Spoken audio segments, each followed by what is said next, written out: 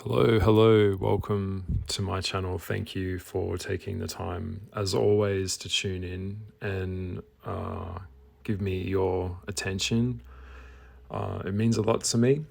Thank you for anyone who is subscribing to my channel and leaving comments and engaging with me here. It also really means a lot to me. It places value in what I do, and it's really cool to reach out and connect with people in a really deep way. So thank you so much. I've been wanting to talk about this topic for a while, and I think that it's really kind of fitting at the moment for me personally, coming into November. As you know, I'm right on the cusp of the Scorpion and the Sagittarian around that time. And of course, when we come back astrologically to our birth month, that's when, for me personally speaking, I can't speak on behalf of someone else, but we know that, or I know that a lot of things seem to manifest, or things seem to fit. Circles that couldn't fit into squares suddenly become squares. Suddenly money comes out of nowhere. Suddenly an old lover out of nowhere reaches out to you and says, hey, sends a friend request on Facebook. Or it could be also that everything around you has changed. This is life. This is the process of life. Everything is moving and morphing and transforming around us. You can't stand in the same river twice. I've always loved that saying. And even just astrologically on energy levels, the planets are changing. Everything is in a state of flux, a state of rebirth. And that's today's topic that I want to share with you from my heart. So I'm going to be sharing a little bit of story time about my life, and also just talking about what rebirth means to me. And if you've got a different interpretation of it, I'd love to hear any level of your own projections or anything that's been happening with you in your life regarding rebirth. For anyone who knows anything about life and spirituality, which really is mastery of self, it's very, very painful. It's very hard. It's not a simple thing to behold. Self-actualization and really looking at yourself and analyzing yourself, introspection, I guess you could say, is very, very hard to do. This is where we grow. And there is no other way. Growing is very, very painful. Letting go of something is very, very painful. Sometimes it could be just letting go of who we thought we were. Our ego is our own sense of self-concept. And sometimes we think that we are someone who we may not be.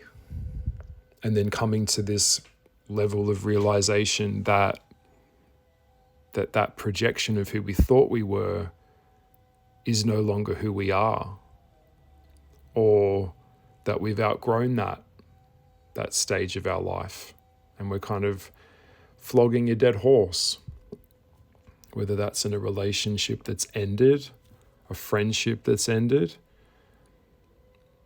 This is the real thing. This is real heavy duty stuff.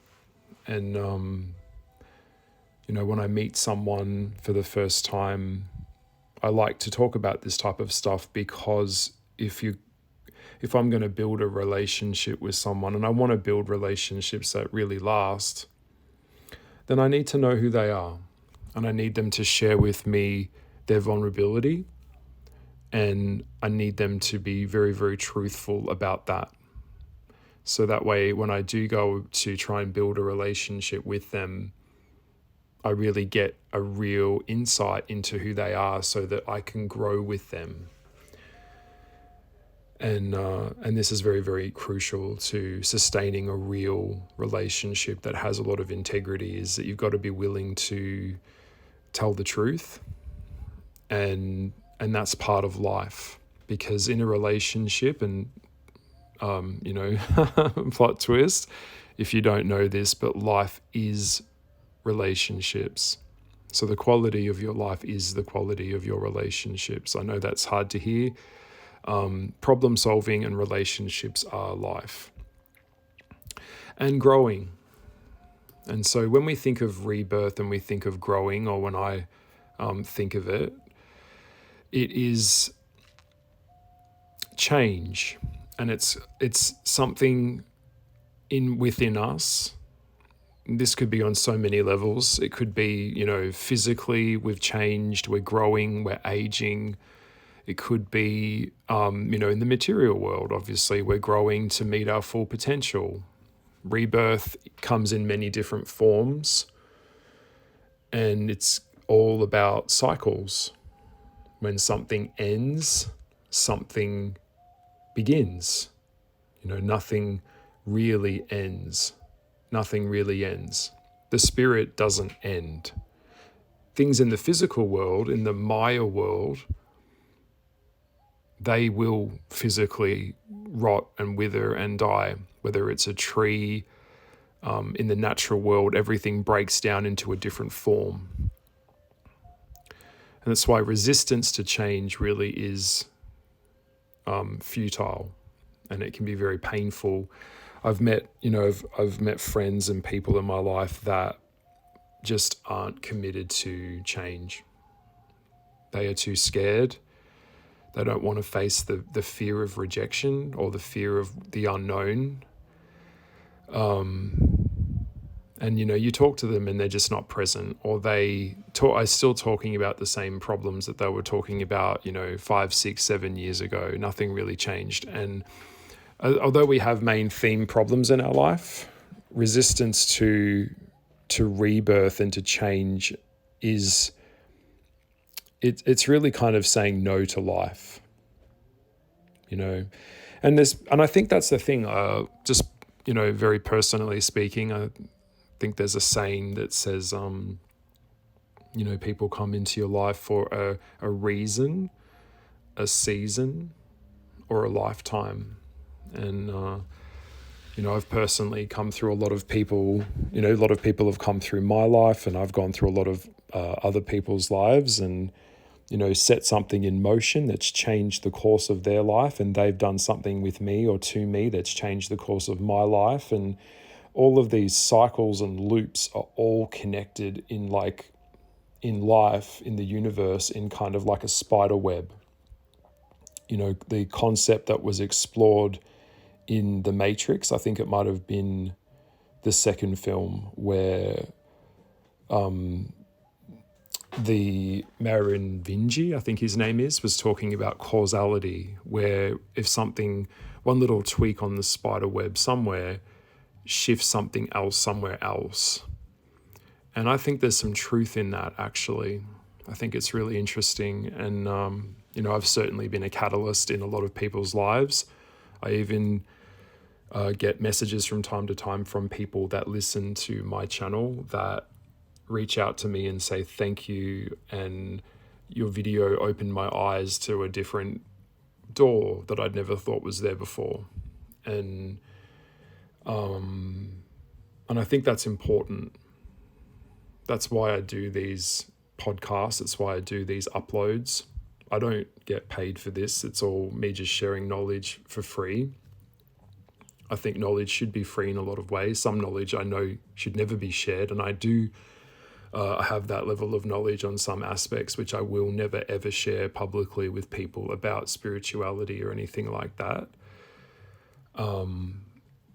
But I'm just summarizing here that death, rebirth, regeneration, and just the process of life is inevitable. What happens to things that don't bend? And that could be a woman that's coming to terms with being pregnant, She is going to be rebirthing another version of herself when she gives birth to the baby. You know, she's creating life, she's forming cells, and spirit is merging with cells in the womb to create life. So her being a free agent as a woman will change because she will become a mother. And so when we go from one shift into the next, it's really hard. You know, giving birth to something, rebirthing something, birthing something is very, very painful, particularly at the start of something that you're rebirthing. There's a certain level of sadness around it because you are like saying goodbye to a version of you that has to end, that is no longer there. You know, a lot of people that may have known me would only know a version of me that doesn't even exist anymore. I have a lot of Jupiter placement in my chart, so I'm all about expansion. So even 2 or 1 year ago, 3 years ago, conversations and things that I was interested in or was talking about, I've already covered them. I've already explored them. I've done them to death. And there's nothing, I don't need to go repeat those patterns again. I don't need to go and relearn those lessons again. I don't need to dance that dance with that person again because I've done it. And I don't need to go back there and do it again. I want to learn new versions of myself now. And so recently, having come to the opposite side of Australia, I recently at the start of this year decided to make the jump to come to Perth, Australia, which is the most isolated city in the world. It's a huge shift, and in a lot of ways it's required a new version of me. The people here are very, very different. The climate is very, very different. Everything feels scary in a way because it's so foreign. Even though it's in the same country, a lot of times being here, it actually feels like I'm in a different country. And there is no way of resisting that. It's just surrendering to the rebirth of the change that has happened. And there's beauty in this. And I now see this. I've been, struggling and wrestling with this concept of who am I? I think in life, people like to limit things in the material world. Most people will probably ask you, like, what do you do for a job? That's the first question most people will ask you. Hierarchically and socially, this is really just about them establishing how much respect they're going to give you based on the job description that you give them, that you provide them, so that they can assess how much money you make. And then, that's really the truth. As sad as that is really the reality of the Western world or the world in general. The next question they'll ask you is, where do you live? This is yet another loaded question that is going to be based on the judgment of the economic status of that particular area that you live in that city or town or that suburb. So these types of things are all connected to identity and how people view each other and weigh each other up and summarize each other. And when you go from a shift on a level that is so big, you really have to grieve it for a while. Coming across here and going, who am I? I'm an artist, I'm a friend, I'm a brother, I'm a son. We all wear many hats. Is spirituality the right path for me? Am I on the right path in my spirituality? Am I an artist? What defines me as an artist? Who defines me as a person? What do I define? Like, this type of identity crisis is all very normal in a rebirth. It really is. I think a lot of imposter syndrome is connected to rebirth as well, because when we're starting something new, we have this kind of uncertain feeling that we're going to be good at something that we've never done. And I think that imposter syndrome is quite normal, because we can't expect to start something, whether it's a new job or whether it is us doing something different, and be really good at it straight away. We have to kind of convince ourselves as we're going along and kind of making ourselves up, in a way. Because I think that I always had this idea where people were saying like life is about finding yourself, and finding yourself would imply that it was like a lost treasure that you have to dig up or something, like finding something that was already preset there. It doesn't feel like it has free will attached to it. But I think life is about creating yourself, and finding things that inspire us or move us is really key, particularly in times of rebirth. And generally when you come into rebirth, like I have, you'll be kind of wiped and stripped back to the bones of who you are, the core of who you are. This is something that is connected to Saturn Return, to the Saturn Return that happens within our life. It usually happens for most humans around 27, 28. That's usually a big shift there. It can go up to about 33, 34 years of age if it's a long one. Where, if you don't know, it's where Saturn, or Satan, some people would call it, it's where the planet really rotates right, comes right around, it orbits right around, and it comes back around. And then relationships end, babies get born, people move from one side of the country to the other, or they might come back from being overseas, back to themselves. It's kind of this big rebirth of coming home to yourself. Is something that's very big.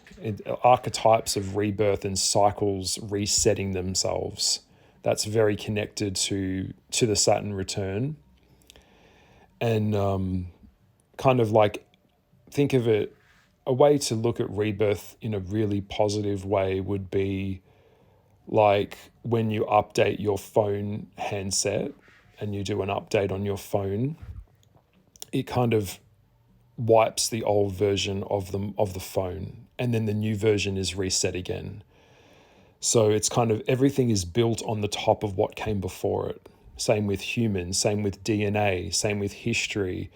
My parents and how they behave was influenced by their parents and how they behaved, and their trauma and their ancestral way of dealing with things, and it was all passed down into us, like on a real physiological level, on a spiritual level. DNA is a code, it is memory. And even, having a baby and reproducing is also rebirth in a lot of ways, because procreation is a form of replication of the self. I have learned in my life, I don't think that's going to happen for me. I'd love to be a dad. I've wanted nothing more than to be a father, and I definitely have that archetype in me, and I'd love to be that. But I don't think it's going to happen for me, and me coming to terms with that in my life is very painful. But yeah, rebirth. When I think of rebirth, I mean, people would think of a snake shedding its skin. The snake has grown bigger, and as it's grown, the skin has become too tight, and then the skin has to has to break, has to wear off, and the new skin has to come through.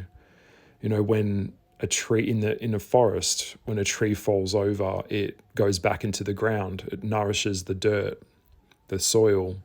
When an apple falls off a tree, it lands on the ground. If it's not picked, it rots and it goes back into the earth. All things are on a loop, like the Ouroboros symbol or the infinity symbol. One of the things I've come to understand as well, when I do a lot of dreaming and channeling in my dreams in the astral realm when I can, there are certain things that I'm trying to understand that physiologically and alchemically a human isn't actually meant to understand that or know about it. If any of you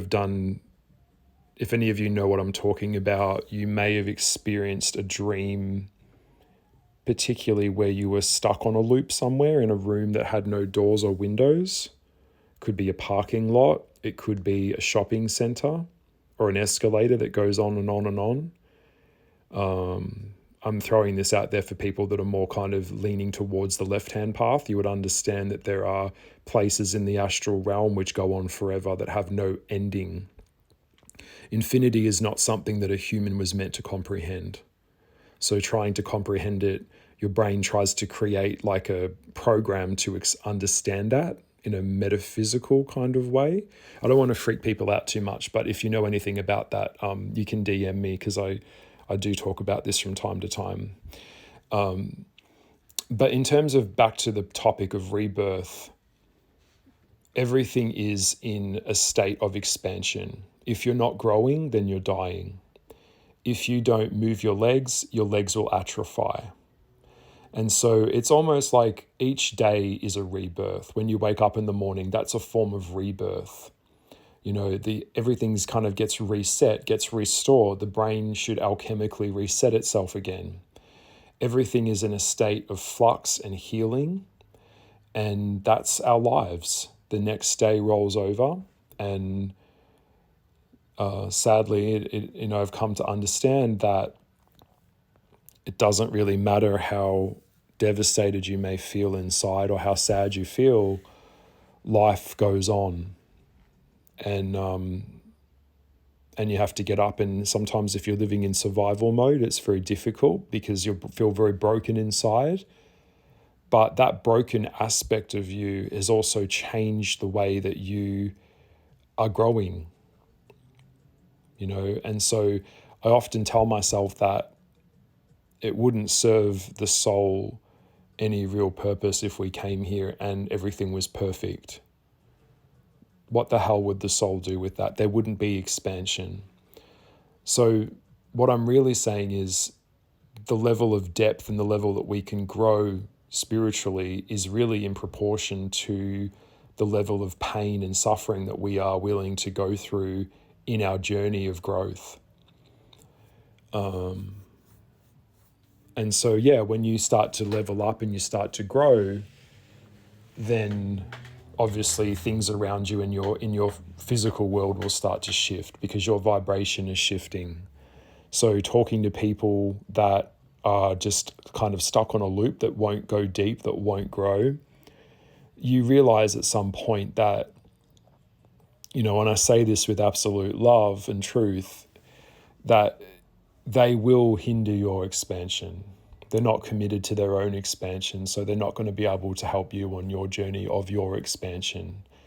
And so we don't have to be mean and kind of punish them for it.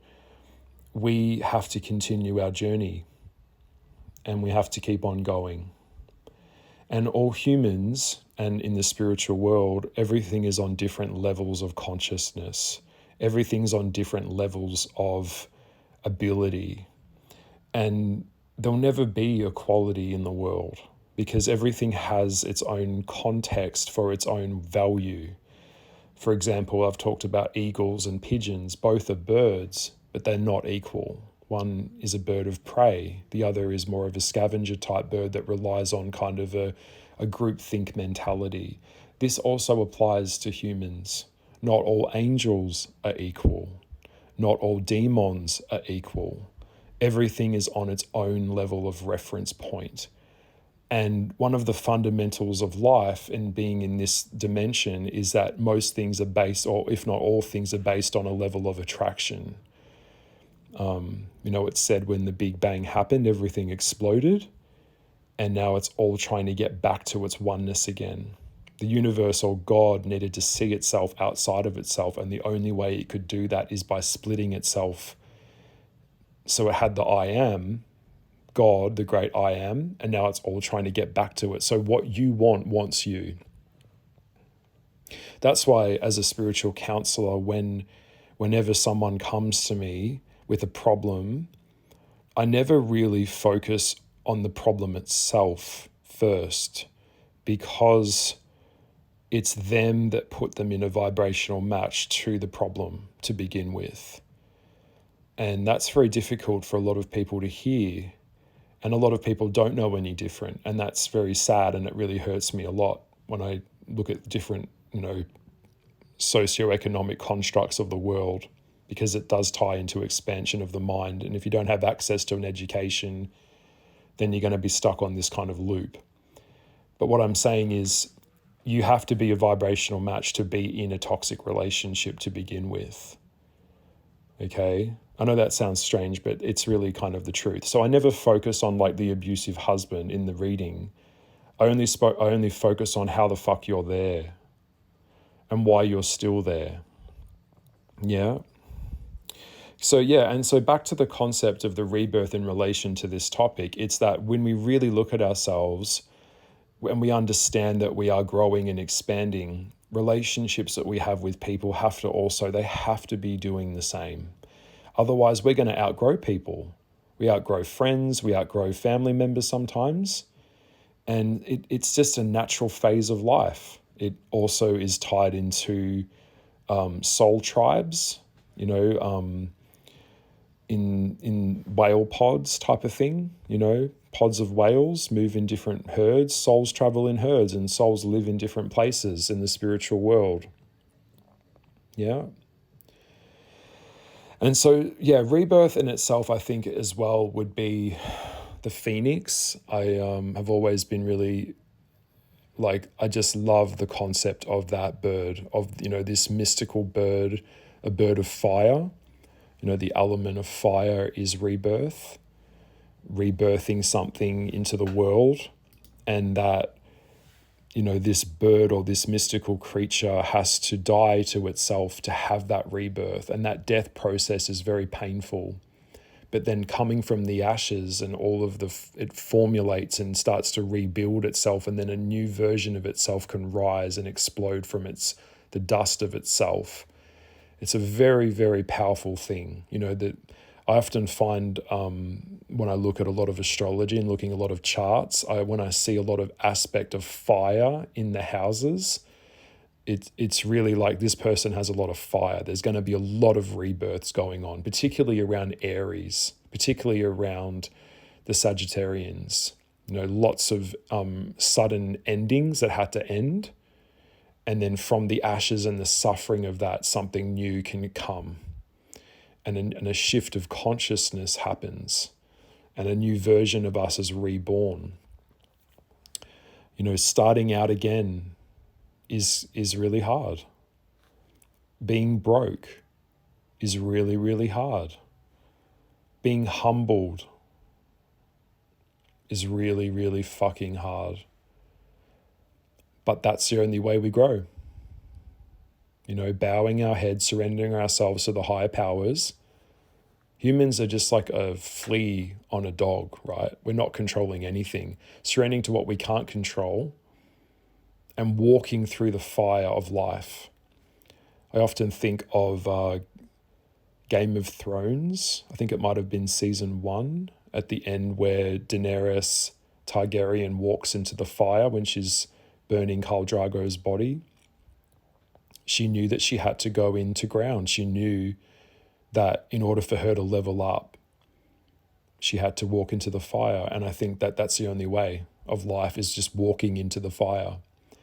And at the end, everyone was like, don't do it, don't do it. And she walked in. And at the end, in the morning, when the fire had burned down and it was all ashes and smoke, there she was with these little dragon eggs.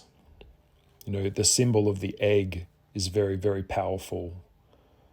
The birth of something is incredible.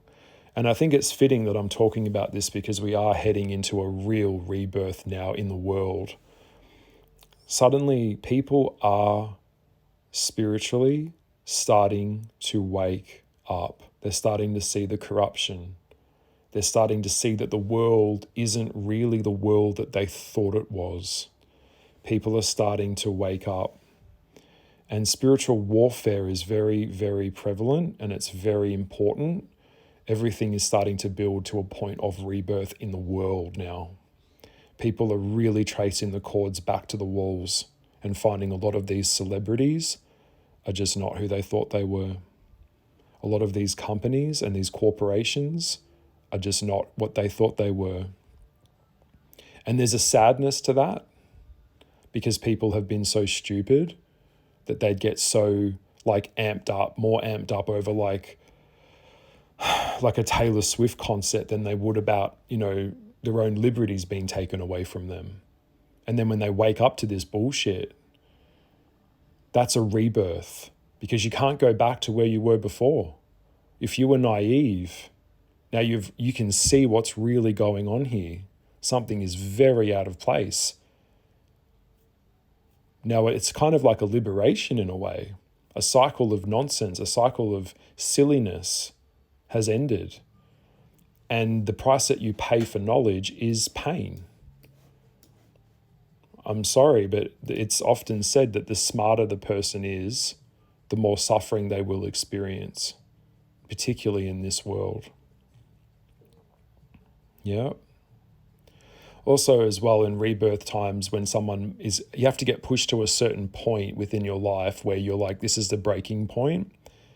This relationship can't continue. I need to say something. I need to get out of this.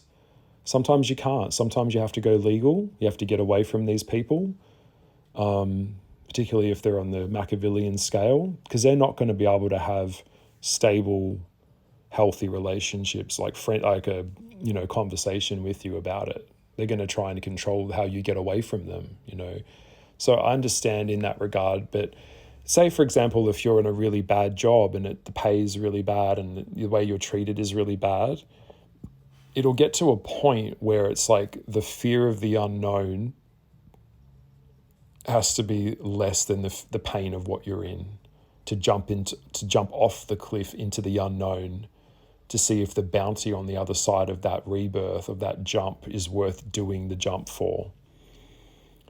And so I can promise you that it will be painful and it will be scary. But if you just have faith in yourself and faith within God and your own ability to walk that path, then I promise you the bounty on the other side will be better. And there always will be rebirths. Sometimes it could be a death of a loved one. It could be a sudden thing that's shifted in your world. When we look into the world now, we see wars that are still, going on. People get displaced all the time. Tidal waves, things like that. The Tower card in the tarot. An old world that was once there is now destroyed. Someone's house is rubble. Now you've got to start from ground up. I went through a very big rebirth when I was 18 and I turned 19. For those that don't know, I ran away from home. The living situation that I was in just wasn't sustainable for me, and I had to get out of there. And it was very, very scary. I had $38 in the bank, about that. I had a tank of fuel, luckily, at the time. And I slept in my car. I showered at the beach. I used public toilets where I could. I got jobs where I could. I picked up little waiting on table jobs, anything I could get to sustain myself and rebirth myself in an unknown world with a skill set that I just didn't have. But I just stepped into it because I knew as scary and as lonely and as painful and as hard as that was, it was the only way for me to grow. Looking back now, it was wild. I was preyed upon. But in all, that rebirth and being burned to the ground and starting in a new place was exactly where I was meant to be. And it's the same here as where I am now, coming into starting a new life for myself and going into new jobs now and starting a new role that I've never done before. I come with love. I come with an open heart. I come with an open mind. And I know that this is the new world that I wanted to construct for myself. And if I know that I make choices that are in alignment with my higher self, then this rebirth will happen. and I can trust my own wisdom enough to do this and know that it will be worth it. But yes, pain, it is very, very painful to reach a point in your life where you have a breakdown and you feel like you can't go any further with something, and it's very, very scary, particularly if you've built your world on something that it isn't there anymore. A lot of people don't survive rebirths. They just don't. But I believe that everything has a reason behind it, and we just have to, despite whatever that is, as I look back now, you always will see that there are always things that had to happen that way to let that aspect of ourselves die, let that version of ourselves die, so that we could have the moksha experience. In Indian philosophy, they talk about moksha or samsara as different forms of rebirth, and in different languages, in different, obviously, different languages, different religions, different spiritual systems talk about this. Reincarnation is a big part of it as well. Forming a new version of yourself, and then another version of me will exist in a few years from now. I've kind of seen myself probably. I'm heading into my daddy phase now, apparently, I'm told. So I'll like grow my beard out and I'll be like a daddy or something. And I'll be like a wizard mermaid daddy sitting around a campfire with a stick poking the embers, sharing my knowledge and stories with the world and with people around me. And I think that's kind of, making art, being a wizard. Merlin, that type of thing. Yeah. Yes. Yeah. So rebirth is what it is, and there's no use fighting it. Everything comes to its natural conclusion. All things come to a point where they end. And I'm okay with this. I understand it now. I lost my beautiful dog of nearly 9 years, nearly 10 and nearly 9.5 years. Yeah. And then I know that at some point a new life will form for me, and I have love inside of me to give to another dog. So it's happening for me now as we speak. So fighting it is just pointless. Resisting it is stupid. We're here to live, and that means we have to grow and be committed to life. So that's very bitter and sweet, and whatever happens, happens. If you're going through rebirth now and something has ended, I would say my advice would be to let the full weight of the sadness of that hit you, and let it. Don't fight the sadness. Don't resist it. Really cry. If you want to cry. Let it out. Wail. Whatever it is that you have to do to get something out of your system, I'd say you should do it in a safe way so that you can live. Sometimes we have to let parts of us die so that we can live. We have to let relationships with people die so that we can live and we can live on. So this is all part of the rebirthing process so that the phoenix can rise. So I hope that you've enjoyed this very reflective chat, me explaining rebirth, what it means to me, and sharing some of these things with you. So please leave a comment below if this really got to you.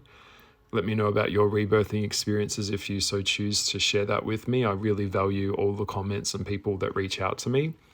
If you'd like to book me for a spiritual counseling session, I'm happy to do that. And if you'd like to get an astrological natal chart reading recording done, just go to my website. All the details are always here.